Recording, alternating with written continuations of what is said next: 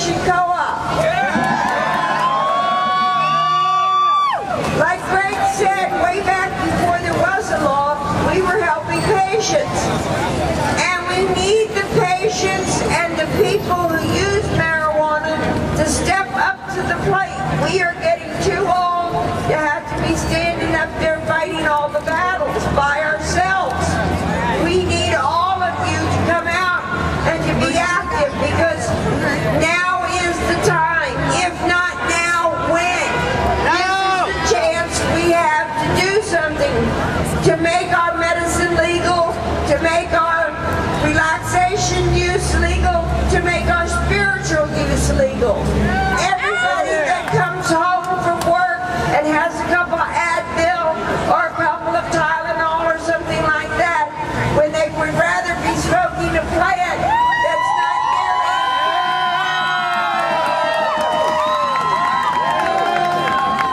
They are our constituency. Anybody that comes home from work and has a glass of wine, they understand the situation completely. For patients, it's a matter of life or death at times because of being able to eat. Now, if the younger generation doesn't stand up to the plate and help us take the plant back, to save the plant, it's all about a plant. It's a piece of vegetation we're talking about. We're putting our lives on the line for. And it's all about a plant. So you guys stand up to the plate and help us out, because we need to go to Olympia this summer and talk to the legislature. Obama says that he's not going to mess with any of the patients as long as they have state laws. We don't have a state law. We have a defense. We need to have, does that mean he's going to come after people who don't have state laws, that only have legal defenses in their states? The thing is, Olympia has been saying for a long time, we're going to have to do this because of the feds. We can't come out in front because of the feds. We need every one of you calling people in the legislature, calling your senators, calling your representatives, knowing who they are, letting them know that you use marijuana and you are a responsible citizen. You don't sell to children. You don't take care of anybody but patients and people that use marijuana responsibly. And the more people that call up Frank Chop's office and say, I use marijuana and I am a responsible citizen, the better off we all will be. Thank you.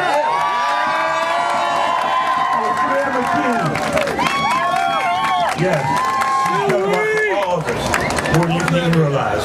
Put her house online and everything else. The next speaker we have coming up, you know, you got people, they say the man's man. Well, this is the... I want to say that a year ago we met here. It's an awful nice reunion. See y'all again in the hardcore cannabis community. It's like a little bit of rain slow us down when we're talking about our freedom. Not from Seattle. Once again, we had another peaceful march. We were proud and loud. We're here once again showing that we're a community, showing that we're not criminals. You know, if there was anything in the world that's not a threat to our society, it's marijuana, man. I mean, come on. How many times you heard somebody say, I didn't mean to beat you, honey, it was the pot? You know, how many times you see a guy in an alley clutching a bag of joints, peeing his pants? Huh? How many times you heard about, you know, somebody robbing a bank to satisfy their marijuana addiction? Right? No, it doesn't happen. You know, oh man, there's a big, huge, violent fight at the pot party the other day. You never heard that, have you? Gee, the fight at the pot party the other day. You never heard that, have you? Gee, so you know, they've been taking our children away.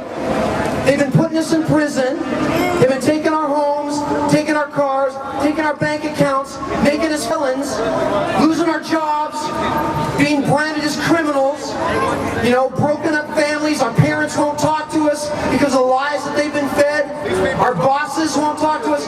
You can't even dare tell your coworker that you smoke pot. So what you got all over America, and I know because I'm the HempFest guy, and people come to me.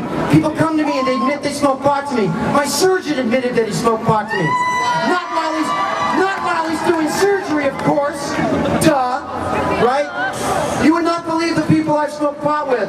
And so you've got people that go home from work, people that would be close friends, they'd be irie down friends, their families would know each other, their kids would be playing together, but they don't dare say anything. They don't dare say, I'm going to go home and smoke a big fat joint because I worked 12-hour shift today, you know, and I pay my rent, and I'm a good American, I pay my taxes.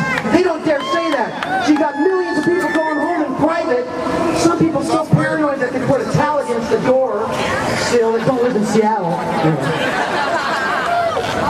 It's got to stop, and you know what's so cool? It's changing. We're doing it. We really are.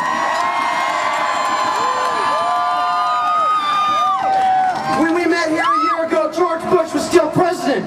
No more. Now we've got a federal government that says it's going to leave it up to the states. Well, you know what? That's a fine conservative issue, and I support that 100%. Let's leave it up to the states. And what will happen? Well, some states will go, oh, really? Well, we're not going to have that in our state. And they're going to draft these draconian laws. They're going to allow no marijuana, no medical marijuana in our state. And then they're going to be watching the other states really closely. Gee, what's their crime rate? Gee, wow, what kind of tax revenue are they bringing in? And when they see that the sky hasn't fallen, you know, we got Seattle, we got a 40-year crime low in Seattle. Seattle, a pot-friendly city. Oh my God, what does that say?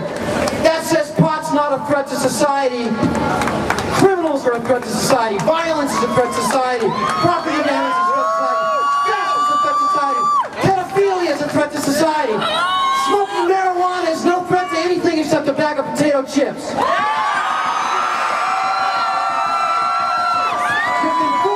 can fool some of the people sometime, but you can't fool all the people all the time. All we want is equality, all we want is freedom, all we want is justice. So we will not be stopped, it's only a matter of time. Check it out.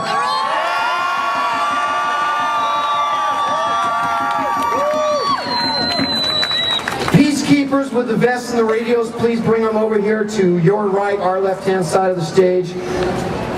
Feel free to volunteer for HempFest this year. We could use you. I want to thank Damaris especially. Give a lot of love to Damaris because she's responsible for this happening. And all the volunteers rock. Thank you.